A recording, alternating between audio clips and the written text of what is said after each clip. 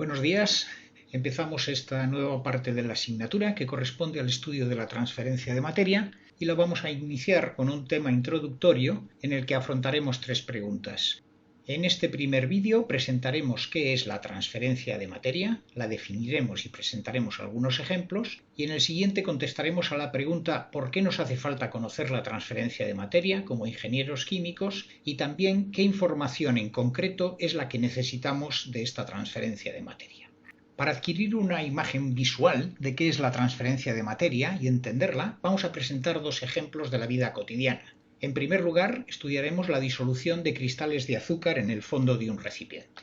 Cogemos un vaso, añadimos una determinada cantidad de agua y depositamos en su interior un azucarillo. Por experiencia, sabemos que a medida que pasa el tiempo, el azúcar, la sacarosa de este cristal se va a ir disolviendo, el tamaño del sólido se irá reduciendo y aumentará la concentración de azúcar en el vaso de agua. La primera pregunta es, ¿se disolverá por completo el azúcar o no? A esta pregunta sí que podéis contestar con los conocimientos que ya habéis adquirido en el grado. Sabéis que la concentración de un sólido que admite un líquido viene dada por la limitación termodinámica de la solubilidad. Si buscamos cuál es la solubilidad de la sacarosa en agua, por ejemplo, a 20 grados, pues veréis que es del 67%. Si conocemos la cantidad de agua, podemos saber cuánto azúcar se va a disolver. Si añadimos más, pues finalmente quedará un resto de azúcar en el fondo del vaso, y si añadimos menos, pues se disolverá por completo. Ahora bien, sabemos por experiencia que para que se disuelva por completo es necesario que transcurra bastante tiempo. ¿Por qué se disuelve despacio? A esa pregunta es a la que responde la transferencia de materia. Y para ello vamos a estudiar qué es lo que ocurre en una zona microscópica en la interfase entre el sólido y el agua, entre el azúcar y el agua. En ella vamos a considerar el azúcar como una red cristalina de moléculas de sacarosa y el agua, sin embargo, lo consideraremos como una serie de capas, como si correspondiera a flujo laminar. De hecho, sabéis que el fluido, ya sea gas o líquido, en contacto con un sólido, se mueve en su primera capa solidariamente con él, está en reposo respecto al sólido. Las siguientes capas se mueven despacio y el régimen es laminar, tal como presentamos aquí, y a medida que nos acercamos, si hay agitación, si hay turbulencia, pues sí que puede haber mezcla entre las capas, más cerca o más lejos dependiendo de la intensidad de dicha turbulencia.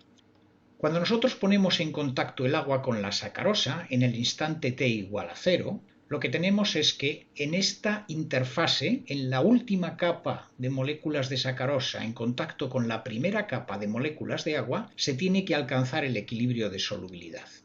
Este equilibrio entre fases se obtiene haciendo que un número dado de moléculas de sacarosa se disuelvan muy rápidamente. Esta disolución realmente no es instantánea, pero dado que comparado con la velocidad a la que transcurren los otros procesos que vamos a presentar es muy rápida, nosotros la consideraremos siempre instantánea.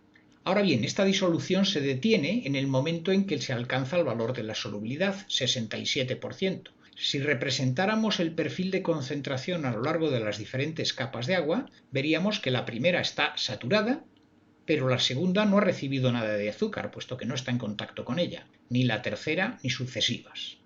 Aquí es cuando interviene la transferencia de materia. La transferencia de materia es el fenómeno natural que hace que cuando dos partes de una misma fase se encuentran próximas y con diferente concentración, exista un transporte de las moléculas de donde la concentración es alta a donde la concentración es baja para tratar de igualar estas concentraciones. Como la primera capa ha perdido la condición de equilibrio, de forma instantánea nuevamente, nuevas moléculas de sacarosa se incorporarán desde el cristal para que se siga manteniendo la solubilidad. Ahora bien, el perfil de concentración en este caso habrá aumentado en la segunda capa y tendrá la forma que aquí presentamos. Este proceso continuará transfiriéndose moléculas de la segunda capa a la tercera, de la primera a la segunda y nueva redisolución de azúcar. Y de esta forma el perfil se va extendiendo hacia el interior de la fase líquida. Si observásemos experimentalmente la concentración en estos puntos, veríamos que el perfil se extiende y a un tiempo infinito, si la cantidad de azúcar es suficiente, la concentración en todo el vaso sería la de saturación. Obviamente, si no hemos añadido suficiente azúcar, la concentración también será uniforme en todo el vaso, pero no alcanzará la de saturación, sino la de la disolución total del azúcar añadido.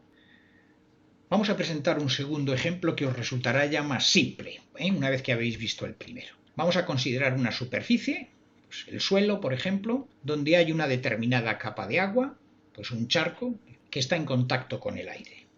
Sabemos que si es verano y el aire está relativamente caliente, pues este charco se va a evaporar lentamente, pero con una cierta velocidad. Primero, se evapora el agua.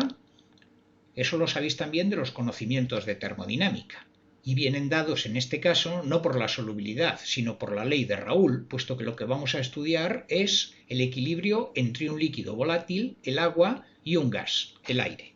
De esta forma, si nosotros conocemos cuál es la concentración de agua en el aire, podemos determinar si es menor que la que corresponde a la ley de Raoult, que se evapora, y si es mayor, pues ocurriría al contrario, que el vapor de agua que está en el aire condensaría añadiéndose a la del charco.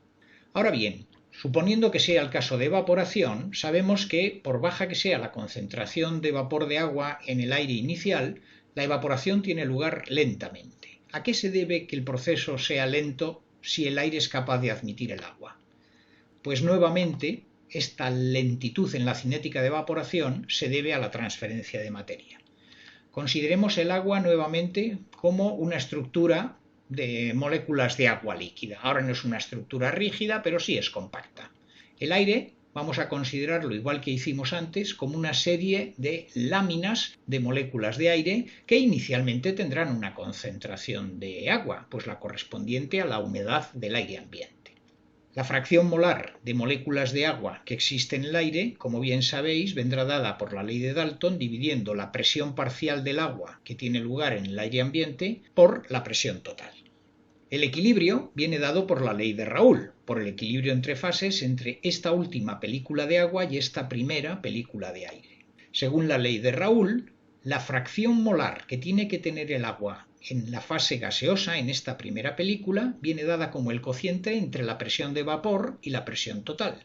La presión de vapor es la del agua líquida. Si miramos en una tabla, en un libro, cuál es su presión de vapor a la temperatura a la que se encuentre el agua, 15, 20 grados, la que sea, y lo dividimos por la presión total, obtendremos cuál es la que le correspondería al equilibrio.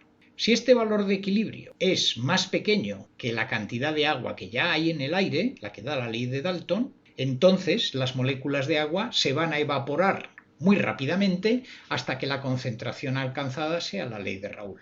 Por supuesto, si la concentración de agua correspondiente al vapor ya presente en el aire es mayor que la de la ley de Raoult, el fenómeno sería el contrario. Las moléculas de aire que sobran aquí en la interfase se incorporarían condensando al agua líquida que ya está en el charco, como ocurre en la condensación de vapor en una superficie fría, por ejemplo en una ventana durante el invierno.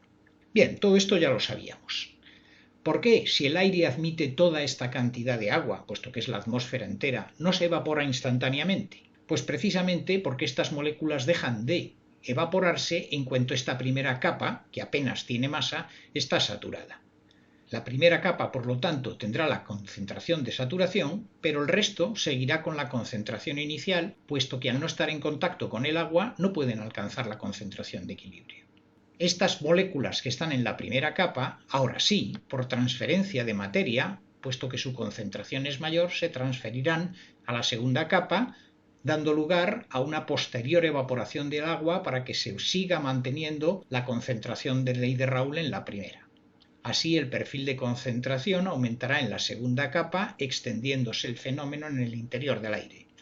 Nuevamente, las de la segunda capa pasan a la tercera, las de la primera a la segunda y nueva evaporación. El perfil se extiende. En este caso no vamos a saturar la atmósfera, por supuesto, con vapor de agua utilizando solamente un charco. Todo el perfil final que alcanzará será un régimen estacionario que asintóticamente tenderá el valor de agua en la concentración del aire como se presenta en la imagen. Muy bien, pues con esto ya sabéis lo que es la transferencia de materia y a qué se debe. Si miráis una definición, veréis que transferencia de materia se define como el desplazamiento de un componente, sacarosa en el primer ejemplo, agua en el segundo, en el seno de una mezcla, que en el primer ejemplo es el vaso, la disolución de agua con sacarosa, y en el segundo es el aire húmedo, provocado fundamentalmente por diferencias de concentración. Para el estudio de nuestros procesos, lo que vamos a tener en cuenta es que cualquier proceso de forma espontánea, evoluciona hacia el equilibrio, como habéis venido estudiando para muchos otros procesos. Para ello nos encontramos con dos situaciones. Cuando estamos en la interfase entre dos fases distintas, lo que admitiremos es que el equilibrio es instantáneo. Si es agua que se está evaporando, si es sacarosa que se está disolviendo, si es un vapor que está condensando. Realmente no son procesos instantáneos, pero como son mucho más rápidos que el proceso de transferencia de materia, pues los consideramos así. Hay algunas excepciones, la más conocida es el proceso de cristalización. Cuando una molécula de sacarosa, en vez de disolverse, está cristalizando, lo hace despacio por dos limitaciones. Primero, porque las moléculas de sacarosa no se pueden incorporar en cualquier punto de una red cristalina, solo en algunos concretos. Y en segundo lugar, porque tampoco lo pueden hacer de cualquier manera, como cuando condensa un líquido. Lo tienen que hacer orientándose primero para adquirir la estructura que les permita incorporarse a la zona del cristal. Entonces la cristalización se considera que es un proceso lento del mismo orden que la transferencia de materia. En el resto de los casos siempre vamos a admitir que el equilibrio es instantáneo. Cuando no estamos en una zona de interfase, lo que estamos es en el seno de una fase, en la disolución de agua, en la atmósfera. En estos sitios, puesto que tenemos una fase única, lo que tenemos como condición de equilibrio es que la concentración sea uniforme en todos los puntos. Para que así sea, tiene lugar un proceso de transferencia de materia, como hemos visto, pero como la transferencia de materia es un proceso lento, no vamos a considerarla instantánea, sino que admitiremos que dentro de una fase puede haber situaciones de no equilibrio, como esos perfiles de concentración que hemos visto para la sacarosa o para el vapor de agua. Por último, hacer un inciso sobre el equilibrio. El equilibrio químico viene dado no por igualdad de concentraciones, sino por igualdad de potenciales químicos, lo que nos crea una cierta dificultad. Como bien sabéis, cuando dos sistemas están en equilibrio cinemático, por ejemplo, esto implica que la velocidad dentro de una fase tiene que ser constante, pero sobre todo que en la interfase ambas fases tienen que tener en las capas en contacto la misma velocidad. Por ejemplo, un líquido que circula por una tubería, en el punto de contacto entre la pared y el líquido, los dos están a la misma velocidad, 0. Si son dos fluidos inmiscibles, pues los dos circulan, puede que a diferentes velocidades, pero en la capa de contacto entre ambos la velocidad es la misma. En el equilibrio térmico, como bien sabéis, las temperaturas no pueden tener un salto. Es decir, que en el punto de contacto en una interfase entre ambas fases se admite siempre que las dos se encuentran a la misma temperatura. En el equilibrio químico, que es el que nos ocupa, es lo mismo, pero solamente en términos de potenciales químicos. La última capa en contacto con la primera de la otra fase tendrán el mismo potencial químico. Ahora bien, las concentraciones no serán iguales.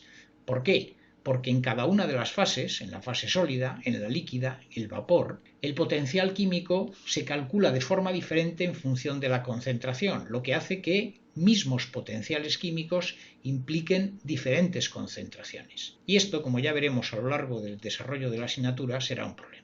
Cuando estamos en una fase, entonces sí, dado que en todos los puntos el potencial químico se calcula igual, el potencial químico si estamos en equilibrio será constante y la concentración también. Finalmente, una rápida comparación entre los diferentes procesos de transporte que ya habéis estudiado y este nuevo. Cuando habéis estudiado fluidomecánica, estudiabais el transporte de cantidad de movimiento basado en la ley de Newton. Cuando había una diferencia de velocidades entre dos puntos de un fluido, un gradiente de velocidad, la naturaleza evoluciona estableciendo un transporte de cantidad de movimiento de las zonas altas a las bajas, tratando de igualar esos perfiles de velocidad. De forma análoga en la transmisión de calor, la ley de Fourier dice que cuando hay un gradiente de temperaturas, lo que se transfiere de temperaturas altas a bajas es un flujo de calor que trata de igualar también esas temperaturas. En este nuevo proceso de transporte que estudiamos, la transferencia de materia, veremos la ley de Fick. En este caso, el gradiente correspondiente no será el de velocidad o el de temperatura, sino que la fuerza impulsora que lo provoca será un gradiente de velocidades y lo que dará lugar es a un flujo de materia, de moléculas, de zonas de alta concentración a zonas de baja concentración para igualar esos perfiles. Muy bien, y esto es todo. Ya hemos presentado qué es la transferencia de materia y algunas de las bases con las que vamos a trabajar. En el siguiente vídeo veremos qué es lo que nos aporta la transferencia de materia y qué es lo que necesitamos calcular de ella.